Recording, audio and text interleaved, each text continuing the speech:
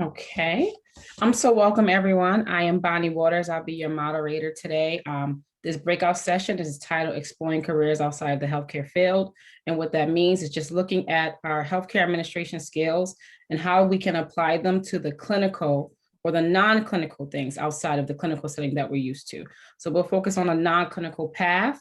And we will start off with a discussion after I introduce our speakers. Just to give everybody an update, Zaria will be our tech person, our tech support in the chat. This is a recorded session. You can have your cameras on. We are going to try to do an interactive session.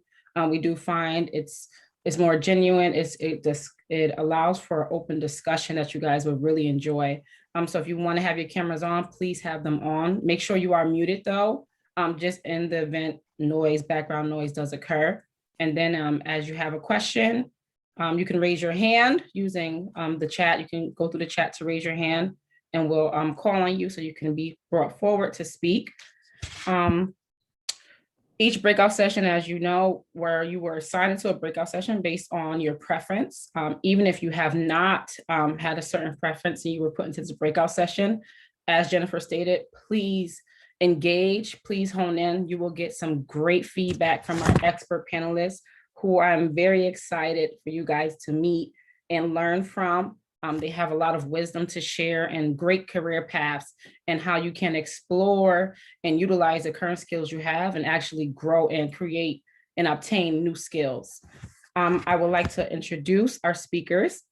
So I have Osei Mevs, who is a VP at Acadia Health for Government Relations.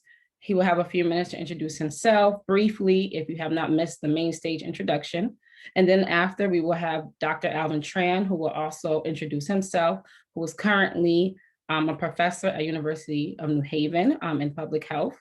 I will have Osei start. I'm going to open it with a brief question, and then we'll go from there.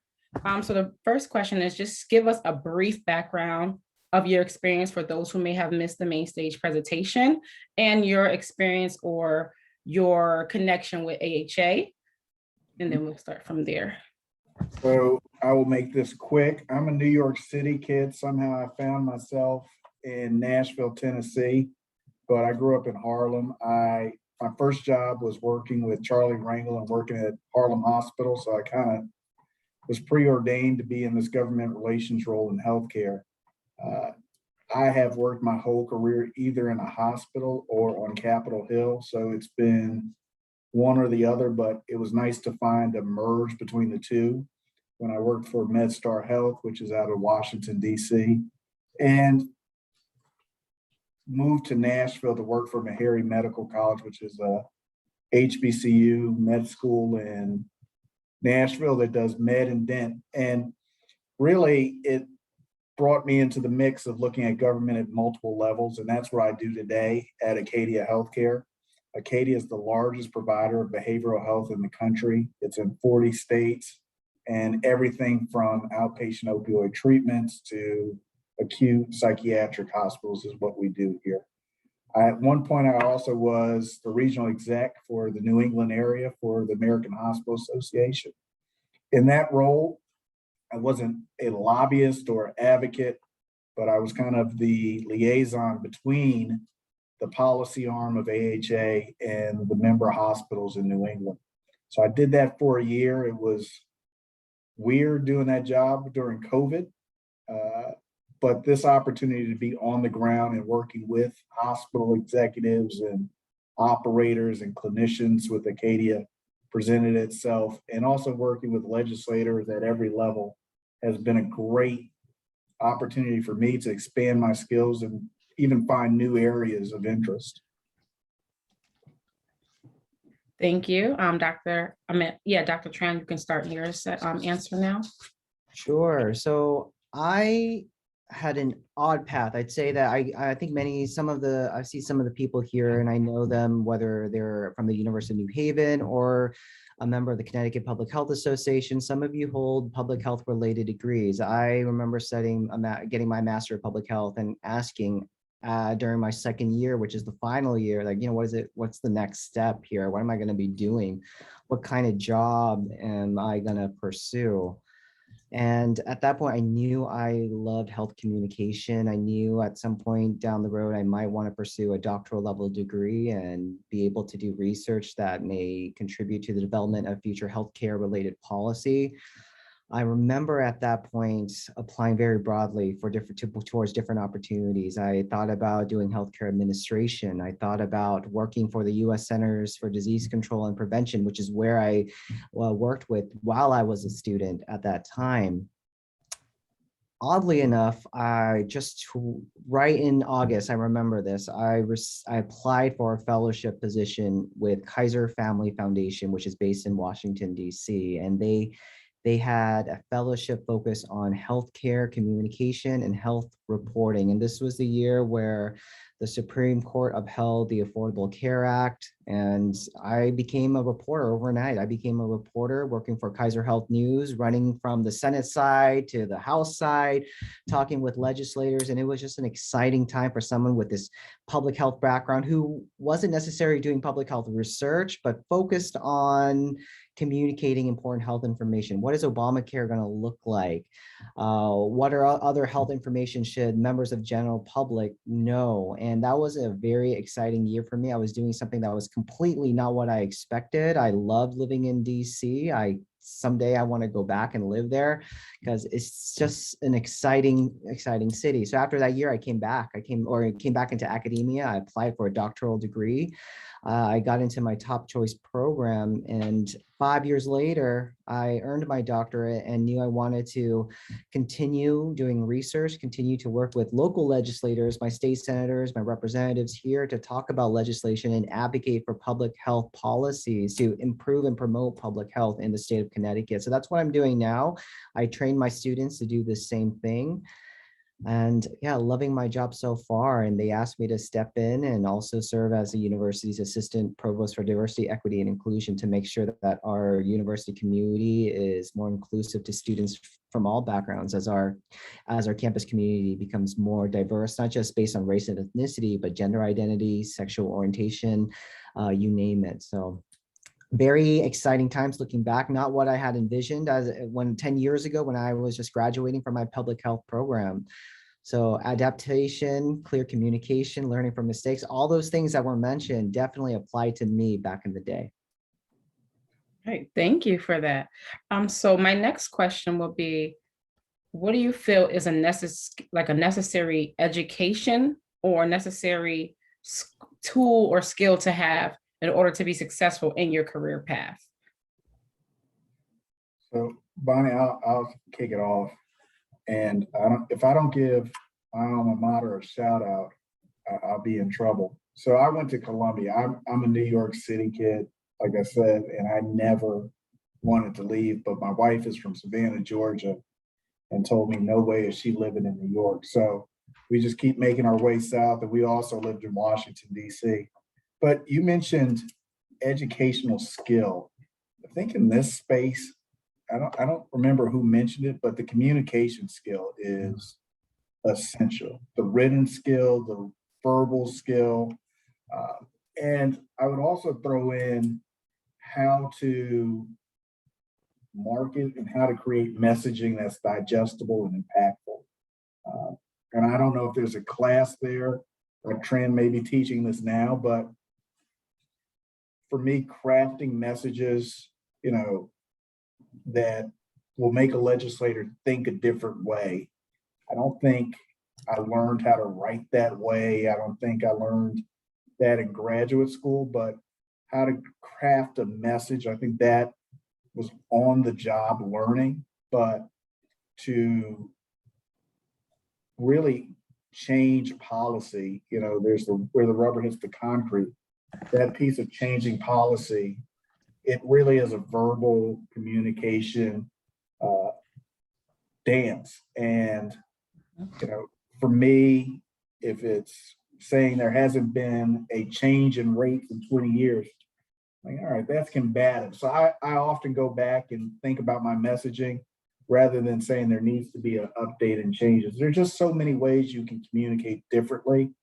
And that's not through any particular program. It's not through a public health program. It's maybe think maybe a law degree may get you some of that, but it's probably not, because it's one-on-one communications, it's small group communications that you have to learn.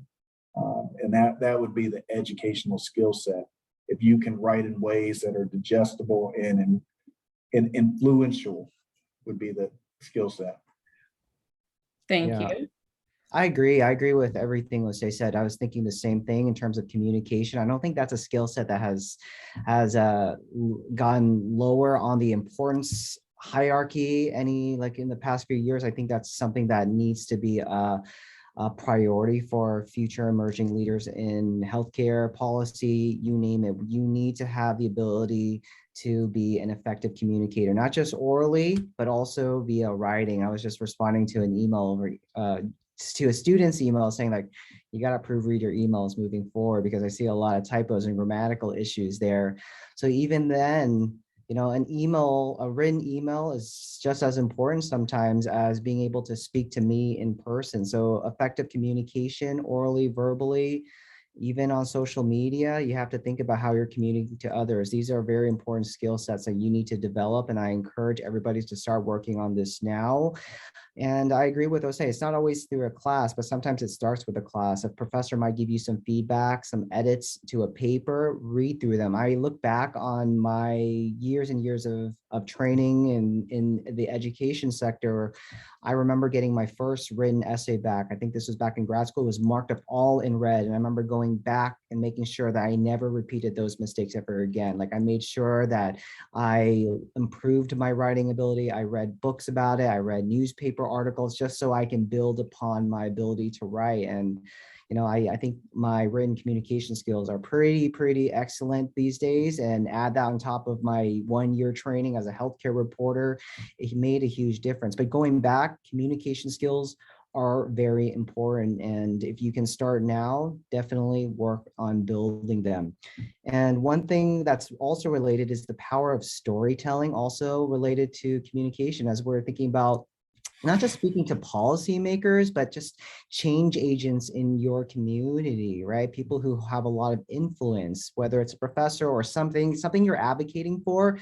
The ability to tell a story can go a long way. It's probably easier and even more effective to tell a compelling story to a policymaker than it is to give them a research paper that you publish, to get them to understand and care about the issues that you are advocating for. I don't see a lot of people do this enough, unless at least among the younger generation. I know that you love stories, so harness upon those stories that you have and share them effectively, because those stories often go further than giving me a long list. I'm not a policymaker, but I do love stories, but those stories are often more effective than a research paper when you're meeting with the legislator.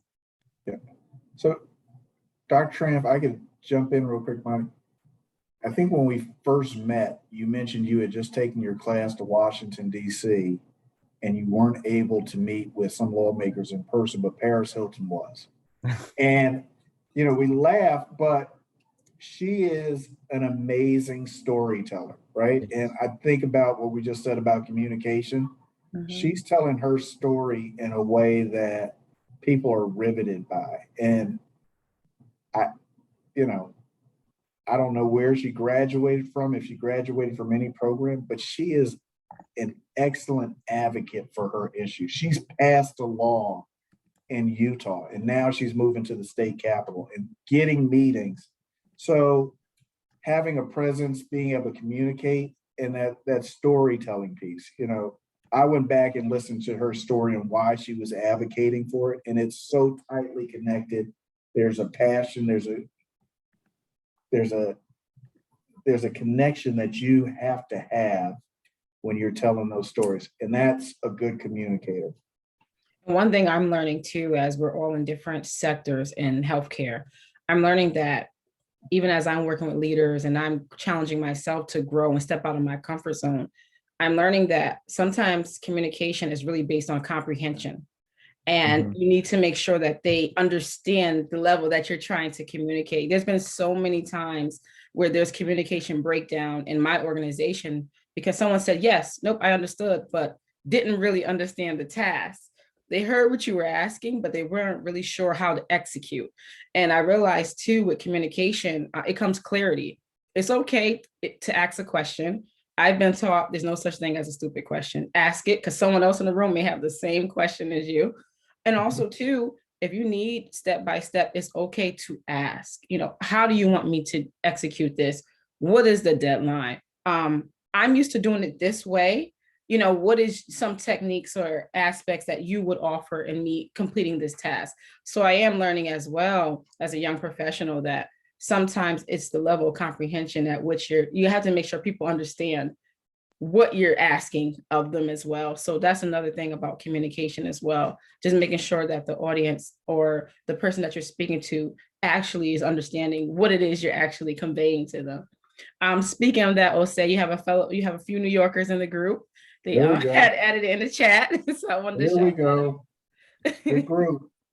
And then also too, we do have a few questions that have been popped up in the chat, and I want to give them the opportunity to actually, if you can, I'll start with Tiffany, if that's okay. If you want to unmute yourself or turn your camera on, I would like you to ask your question directly, just so we can start an interactive part of the conversation. Oh, hi, Bonnie. No worries. Hi, I apologize I don't have my video on. I'm taking No care problem. of my 9-month-old. Thank you for being here tonight. Yes, awesome. So my name is Tiffany Morrissey. I am a physician liaison at Bristol Health. And my question is there a way to get any type of certification in being an effective communicator that stands out on a resume when looking at careers outside of healthcare, specifically in policy world? Tiffany, I saw you're a New Yorker as well. You're awesome. Now, is Kurt Burris your CEO at Bristol? Yes, he is. He actually recruited me. I was an administrative fellow, and that's how I ended up at Bristol. And I'm a physician liaison part-time now because I am raising my 2 little kids. So awesome. Well, I think if you hang out with Kurt, you're in good shape. You'll be an effective communicator. He is one of the best. So I am seeing, and this is advocacy, I'm seeing some groups pop up in Washington, D.C. that do certification and government relations. I don't know how legit that is or if it's a business opportunity. So on the professional level, advocacy, I don't know if there's like a certified advocacy program I would suggest, but I think if you're with the right organization and the right cause, their talking points really should, and your passion for the issue, right? I think that's the other piece. If I was advocating for cars, my communication skills would go down. I just don't have an interest in the government relations components of cars. But if you're talking about healthcare issues and their talking points and they're precise and concise, I think that will drive you to be an effective communicator. But I would just, at this point, I'm just not sure about some of the certifications that there are out there. Dr. Tran may know more in that space from the educational component. Yeah, I don't have any thoughts in terms of certification programs that come immediately to mind. And Tiffany, I've worked with you in the past. So I think you're a great communicator, but it just shows that some people who are great communicators, they continue to strive to improve their communication skills. And I think you're a prime example of that. We talked, so Tiffany and I served on the Connecticut Public Health Association Advocacy Committee. And what I loved, even for me, like I attend different advocacy days. They have workshops on how to talk with lawmakers about different topics. So I started off my first advocacy day focused on eating disorders prevention. And I had no idea, I had no background area about eating disorders at that point whatsoever. But being involved with that lobby and advocacy day, I was able to work with workshops, be involved with workshops who trained me to just basically pull out key information from what's available in the research, what the main points of a certain new piece of legislation is about, and train myself and work with other people on how to effectively meet with legislators across all parties, Republicans, Democrats, Independents. And I try to go to different ones. So from eating disorders, I went to one that's focused on suicide prevention. Then the other day, going one focus on addressing the social determinants of health. So I work on being able to put myself and becoming an expertise overnight about different healthcare related issues and trying to meet with legislators to talk and advocate about those particular health issues that, you know, I formally don't have much background behind. So attending those lobby days, and they're not that expensive. I think most of them are pretty affordable, and they have scholarships that will help you out if you do experience financial struggles. They've helped me in the past. They don't come with a certificate, but I can tell you that they come with a lot of good experience, and you have this opportunity to also meet other people who, you know, might become great collaborators in the future. That's Thank you. awesome. Thank you both so much. I think that's great advice as I'm trying to learn more about advocacy and, you know, really understand the best way to communicate in that realm. So appreciate it. Yeah. Of course. Tiffany, a little disappointed you didn't have the baby on the screen. So at Hold this on. time, You know, go ahead, I'll Tiffany. see. And I want to, yeah, if I can add one thing, I think one Go thing ahead. that comes to mind is that sometimes to communicate effectively. There she go. She added the baby. Oh, there you, oh, there she is. Yeah, I just wanted to add that sometimes to communicate effectively, before we even do so, we need to also make sure that we're actively listening to others, right? To understand where they're coming from, understand their point of view before we start speaking up and communicating back. Because sometimes all you have to do is pay attention and listen before you start responding to certain situations. So listening is also very important. Yeah, I agree. I'm going to ask one more question, and then at this time, for those who have questions personally or specifically to your career path, any questions you would like to ask our two panelists, please put them in the chat or put your name in the chat, and I'll call on you to ask your question. Because I know you guys have specific needs or questions you may have, and I would like to at least get you guys some answers while we do have them here. So while they're dropping questions or preparing to ask their questions, I would like to ask you both, what are any exciting trends, opportunities that are occurring in your field? So for me, I think it's the destigmatization, I blew that word up, of mental health. People are able to talk about mental health and the gamut, and it is not demonized. We're still working through it, but you know, never would you have an athlete talk about they have anxiety on the court. Never would you have an elected leader saying that they had multiple personality disorders. I mean, we're coming to such a place that it's very exciting. And I think you can talk about it. You can advocate for greater services, people who have things going on in their lives that the pandemic has brought up. We're at a point, it's an inflection point, and the services, the resources, and I talk about, 3% of nurses go into behavioral health, but that's shifting because of the openness to talk about these things. And also we talk about drug use.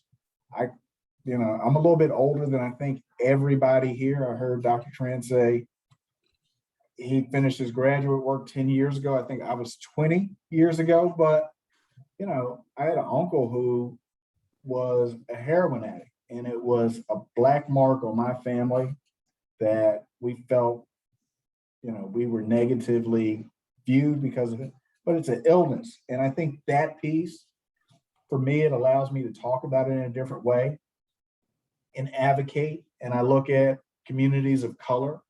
We talk about the heroin opioid epidemic versus the crack epidemic, but being able to have those conversations in a different way. If the stigma is gone or is going away, I think the conversation about stresses related to who you are, sexual orientation, it's just a more open conversation. And working in the space, being in Nashville, Tennessee, and conservative states, that it's even evaporating in these locations.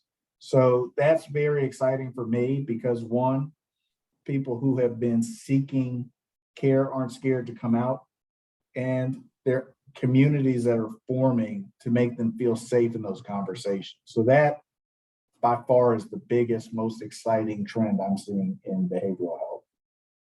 Okay, thank you. And Dr. Tran, do you want to add anything to that question? I'm trying to think about, what some of my peers or some of my students are doing now that they've graduated, or at least the recent graduates. And, I'm thinking about opportunities and trends. Typically, if you're getting a Master's of Health Administration or a Master of Public Health, you'll go into healthcare administration or some sort of research related position. You might want to go to medical school or doctoral degree, but I was surprised lately to see some of my colleagues go into working for healthcare related startups, taking that big risk and seeing that, these startups in Boston, startups even here in New Haven or in Hartford are hiring newly grads with certain skill sets in public health.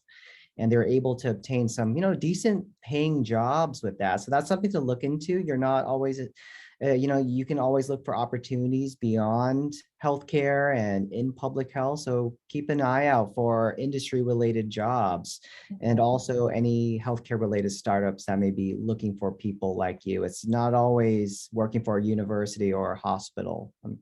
So I'll leave it at that. Okay, so I have two questions that popped up in the chat. Please correct me if I say your name wrong. So Jamarli, am I saying it? Okay. So Jamar, do you want to ask your question directly or do you want me to read it for you? Oh, sure. I'll ask it. Okay. Good evening. My name is Jamarli Cohen. Recently graduated from Hofstra University. My bachelor's in exercise science. Original plan, thought I wanted to be a physical therapist, but after meeting some of my alum from my school that graduated with their master's in health administration and the jobs they're able to get, and the fact that it's lower cost, I'm thinking of switching towards the field of technology and health administration. So I wanted to know, would you recommend getting a master's first to be more marketable, or do you think you should take advantage of the online learning that we have with the advent of the internet and things like YouTube, sites like Coursera? Should they make sure they take advantage of those resources first to make themselves marketable? Yeah, so I can try to answer this one. And, some of the people on here also might be holding a Master of Health Administration or related degree. So definitely chime in and help me out.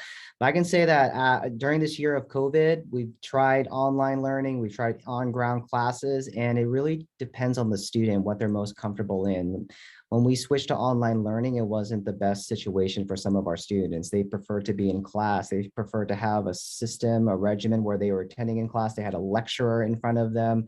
Versus some students, they preferred that online learning. They preferred that flexibility where they didn't have to drive to campus every day and meet with a professor or see a professor lecture, and that they can jump in and watch a recording when it's convenient for them. So that's something to think about, what works for you. Obviously, getting a master's can be expensive depending on where you go. I can tell you at the University of New Haven, we have a highly reputable Master of Health Administration. We often offer scholarships for those who are interested. I think Bonnie, did you do our program as well? Yeah. I can't remember. Yeah, I did the program at University of New Haven as well.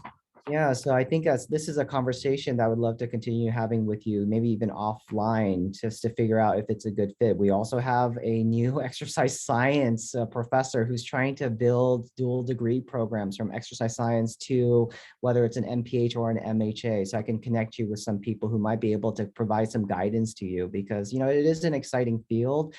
But getting a master's degree and taking out loans or trying to figure out how to pay for it is a huge decision. I like Coursera. I use Coursera just to learn about new topics. But at this point, I'm not sure what employers think when they see a certificate from Coursera versus like a master's degree from an accredited institution. So that's something that I'm not sure about at the moment. So I'll come back at it from a different angle. I think, Dr. Trent, I know you teach an amazing class, but I don't remember much from my master's days 20 years later. The relationships I have because of my master's and the shared experience of studying for tests and doing accounting and writing papers and groups, and also attending national conferences because of NACI. I mean, NACI, I can make 20 phone calls for people I've known for 20 years because of NACI. And I think you can go to NASI if you don't have a master's degree, but it helps to be part of the community. And the options, there was one point my company was bought by private equity. I got to call 3 or 4 people who had an experience that they could share. So I think the master's program, it makes you part of a community. And I know it's expensive. But I saw my experience as an investment in my future that is continually paying dividends. But that community I have, it's the most valuable thing that I have as a professional. Oh, thank you for that. And I can add to that as well. So when I was looking for a career advancement, I knew that I needed to get a master's degree from a non-clinical perspective to grow. If you're seeking management or executive, you need to have a master's degree to grow. So one of my key aspects is that I learned is that I needed the master's program to connect me with other like-minded individuals and to connect with other leaders. Then I needed to connect outside of the master's program and join organizations that had the same vision or career path that I was seeking to pursue. So you'll see that, like Dr. Tran, public health, he did the Public Health Society, right? You said, Dr. Tran? He joined that, which is an organization. Everyone becomes affiliated, and then that opens your network as well to connect with other people that may have the same educational background as you, and maybe in the same field, but are going through different lanes. So I do agree with both Dr. Tran and Osei Mevs, is that it's a two-part thing. When you are seeking resources, you need the education, and then you need the connections as you have your education to grow a network and to continue growing your network. I have one more question by Selena. She asks, how do you deal with failure, especially within the workforce? What are your thought process with reevaluating your goals that may not align with healthcare? Sometimes we have our mindset, I'm gonna go in and I want to be a manager for, clinical bed management, or I want to go into strategic planning. And then you get there and you realize this may not be my avenue. What are some advice you would give to students who may be reevaluating their careers from a clinical to a non-clinical aspect? So I think, Selena, I had an experience, and like I say, I'm a little bit older, so it wasn't quite midlife. It was a little bit closer to quarter life, but my company was bought by a private equity firm, and literally they took the top executives and said, here's your check, thank you. So I had to figure out what to do. And I'd been in government relations and healthcare. So I went and ran a digital publishing company. And literally, I think the question is, do you know you're in the right space? I just felt I wasn't in the right space. There was evaluations and evaluations, reevaluations, and I knew I was a healthcare person. I knew I made more impact as a lobbyist. And just going back and having that personal conversation, I think, for me, it's driving to work or your commute. When do you have time to talk to yourself? And, before that would seem like you're losing it, but the conversations you have with yourself are the most honest. Am I in the right place?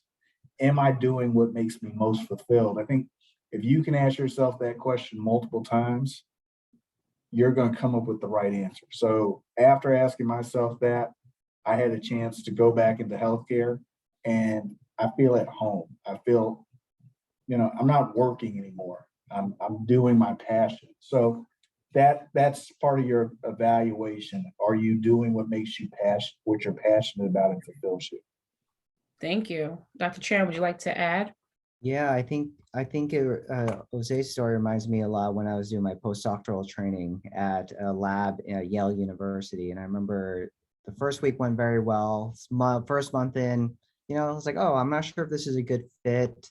And I really asked myself, is a career rooted in just research alone the right type of career for me? Because all my life, I trained for this, right? You go and get your PhD or a doctorate of some sort, and that's kind of what you're expected. You become a researcher, you're adding to you're trying to advance some sort of field that you're in. I was with the lab there, and I think I had a moment of realization. It's like, I don't think this is for me. I could continue doing this and accept that I have, a decent paying job, or I can change. I can look for something that makes me happy, that makes me excited to go to work. Thankfully, at that point, I was part of the American Public Health Association, and they have basically, what is it? They post jobs, people who are looking for public health trained professionals, and they were hiring here at the University of New Haven. They were hiring an assistant professor at their new School of Health Sciences. And you know what? And I said, I'm going to apply for that. I'm only down the road, about a 7-minute drive away. I applied. The search committee chair reached out to me, and we had a meeting, and I said, man, it sounds like a good fit. And the University of New Haven is a teaching institution. It's not the big universities like the Harvard, the Columbias, the University of Michigans.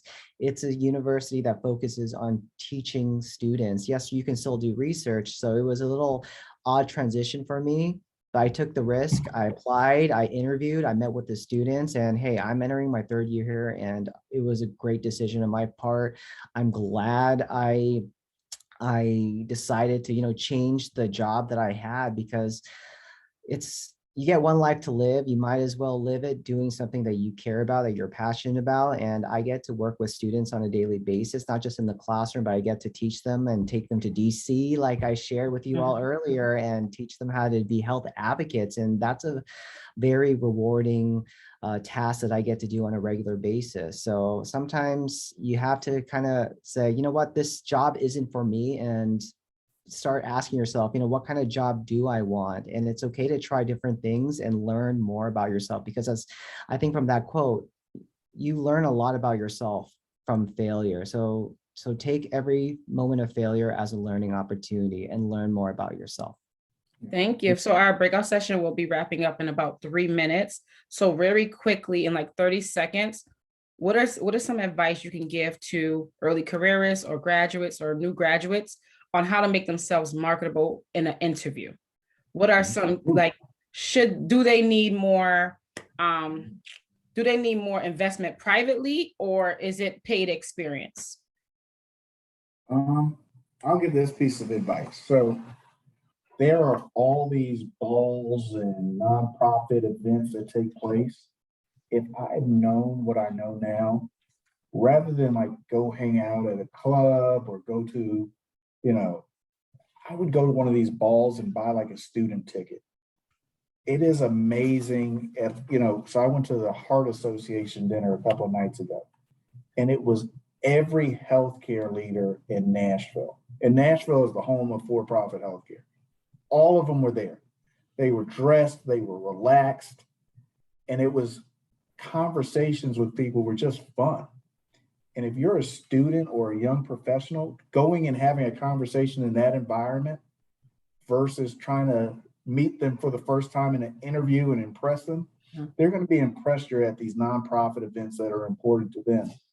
So I just think how we use our time, and like I say, I've been through enough of the road that I'm learning more than I'm forgetting more than I'm learning, but using your time in different ways and more productive ways. It's hard to tell someone in their 20s and 30s because you're running, but just reevaluating how you use your time. I know there's the fun part, but you can have fun and be strategic.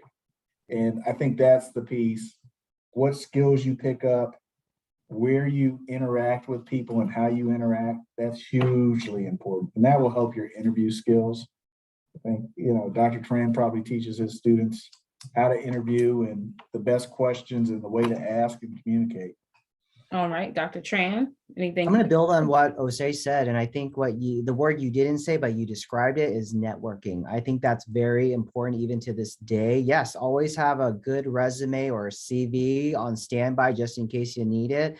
But I can tell you that when employers are hiring, sometimes they have hundreds of applicants. So the question is, how do you stand out? And sometimes they're going to pick the person that they're familiar with. Like, actually, Let's see here, Selena on the call, like, oh, I know Selena, I met with her at an event similar to an event that Osei talked about, right? Like I met her, she seems like she's skilled and well-trained, so I'm gonna invite her to an interview. So networking can take you very far. I can tell you that I have a colleague who's looking for a job right now.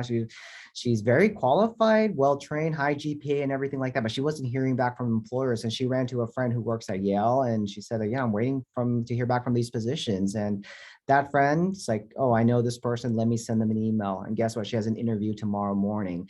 So that's just shows that the power of networking, leveraging your connections go a long way. So as I always say to my students, you gotta have a resume ready to go. Of course, you have to have a cover letter ready to go. We have resources on campus to help you with that.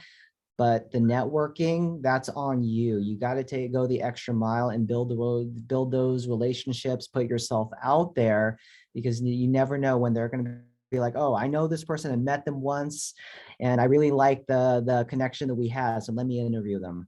So I'll leave it at that. Yeah, so just to sum it up, put yourself in those rooms with people you want to connect with. Those who have to work on getting out their comfort zone, take that step, join organizations that cater to the career path you want to go into, or those you may have a side passion. I know we all have little hobbies and things we invest in and like to enjoy. Put yourself in that organization. Like Osei said, there's always happy hours with specific networks. There's always Zoom conferences. There's always balls or, country club outings or events or dinners. Put yourself out there, invest in a ticket, invest in opportunities that will aid in your growth. Even if you have to go alone, we have to take this walk solo sometimes, but put yourself out there. I think investing in yourself is like the tone that I got out of this entire conversation. Investing in yourself is key.